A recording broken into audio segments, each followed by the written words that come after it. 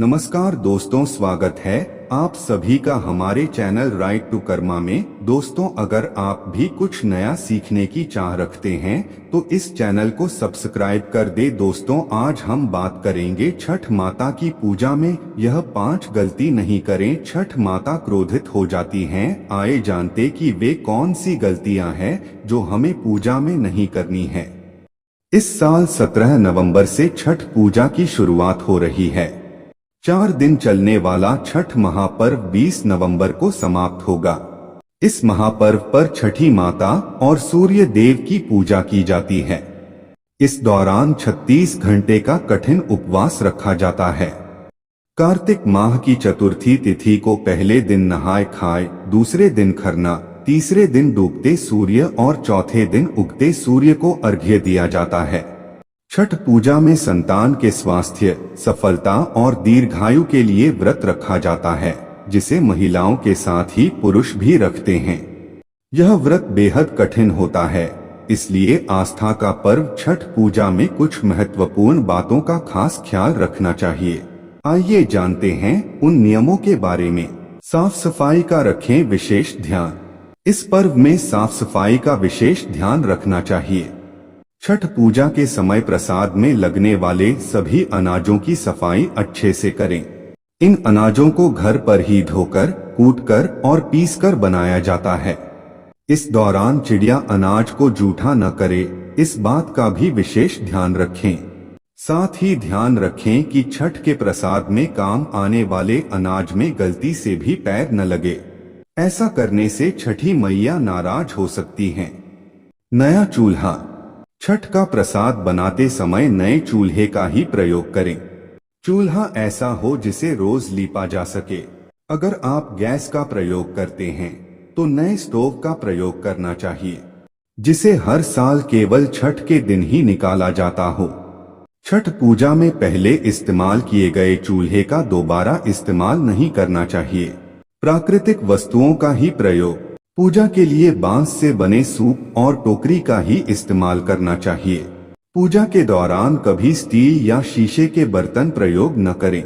साथ ही प्रसाद शुद्ध घी में ही बनाया जाना चाहिए। प्रसाद बनाते समय न करें जूठा। छठ पूजा का प्रसाद बेहद पवित्र होता है, ऐसे में इसे बनाते समय भूलकर भी जूठा न करें। साथ ही इसे बनाने से पहले भी कुछ भी न खाएं। साथ ही याद रखें कि प्रसाद बनाने वाली जगह पूरी तरह स्वच्छ हो। निर्जला व्रत। छठ पर्व की शुरुआत नहाय खाए से होती है। यह पर्व 4 दिनों तक चलता है और खरना के भोजन ग्रहण करने के बाद इसकी शुरुआत होती है। किन देवता देवी देवताओं की होती है पूजा? छठ पूजा में सूर्य देव, उनकी बहन छठी मैया, उनकी पत्नी उषा, प्रत्युषा की पूजा करने की परंपरा है। छठी मैया कौन है? छठी मैया ब्रह्मा जी की पुत्री है। इन्हें षष्ठी माता भी कहा जाता है, जो संतानों की रक्षा करने वाली देवी मानी जाती है। डूबते सूर्य को अर्घ क्यों दिया जाता है? छठ में डूबते और उसके बाद उगते सूरज को अर्घ्य देने का यह मतलब होता है कि जो डूबा है उसका उदय होना भी निश्चित है। यानी अगर अभी परिस्थितियां खराब है तो वह अच्छी भी होगी, बस संयम रखने की जरूरत है।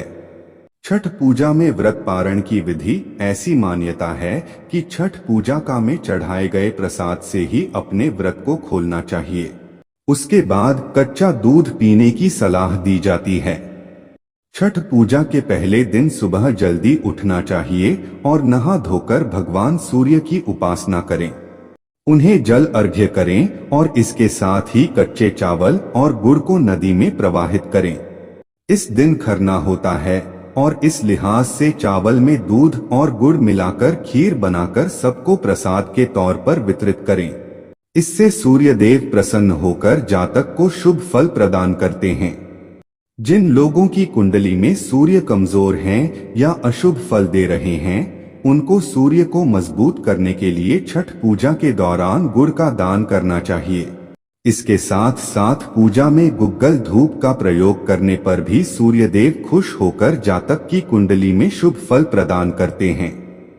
छठ पूजा के दिन सूर्य देव को अर्घ्य देते समय तांबे का एक सिक्का नदी में प्रवाहित कर दें। इससे संतान के जीवन में सुख और समृद्धि आती है और उसके दुख दूर हो जाते हैं। छठ पूजा के दिन एक लाल कपड़े में गेहूं और थोड़ा सा गुड़ बांधकर दान करने से भी संतान के जीवन में सुख आते हैं और उसके जीवन में विकास शुरू हो जाता है।